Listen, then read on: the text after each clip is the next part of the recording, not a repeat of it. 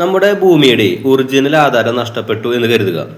Original ആധാരം നഷ്ടപ്പെട്ട് കഴിഞ്ഞാൽ നമ്മൾ പരിഭ്രമിക്കേണ്ടതായിട്ടൊന്നുമില്ല. പരിഭ്രമിക്കുക മീൻസ് നഷ്ടപ്പെട്ടത് ഗുരുതരമായ ഒരു പ്രശ്നം തന്നെ.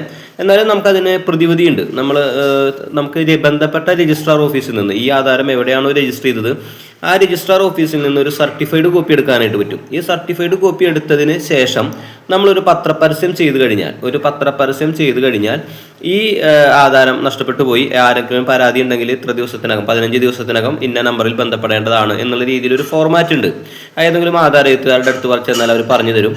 അതല്ലെങ്കിൽ എന്നെ കോൺടാക്ട് ചെയ്യാം. അപ്പോൾ ഈ രീതിയിൽ നമ്മൾ പത്രത്തിലൊരു പരസ്യം ചെയ്തു കഴിഞ്ഞാൽ നമുക്കത് ഒറിജിനലിന് ബദലായിട്ട് ആ സർട്ടിഫൈഡ് കോപ്പി ഉപയോഗിക്കാനായിട്ട് പറ്റും. പിന്നീട് ഈ ഭൂമി കൈമാറ്റം ചെയ്തു കഴിഞ്ഞാൽ അത്രയും പ്രശ്നം കുറഞ്ഞു. കാരണം എന്താണെന്ന് വെച്ചാൽ പിന്നീട് ഈ നമ്മുടെ നഷ്ടപ്പെട്ട ആധാരം അടിയാധാരമായിട്ട് മാറുന്നു. അപ്പോൾ അത് കാരണം എന്ത് തന്നെയായാലും ടെൻഷൻ അടിക്കേണ്ട കാര്യമില്ല, നഷ്ടപ്പെടുത്താതിരിക്കുക എന്നുള്ളതാണ് മെയിനായിട്ട്. ഇനി നഷ്ടപ്പെട്ടാൽ തന്നെ അതിൽ വലിയ ആകുലപ്പെടുകയൊന്നും വേണ്ട. എന്ന് വെച്ച് നഷ്ടപ്പെടുത്തിയാൽ കുഴപ്പമില്ല എന്നല്ല, ഒറിജിനൽ ഉണ്ടായിരിക്കുന്നത് തന്നെയാണ് ഏറ്റവും നല്ലത്. ഇനി നഷ്ടപ്പെട്ട് കഴിഞ്ഞാൽ വേറെ ഓപ്ഷനില്ല. എങ്ങനെയെങ്കിലും ഇപ്പോൾ വീടാ കത്തിപ്പോയി എന്ന് വിചാരിച്ചോളൂ.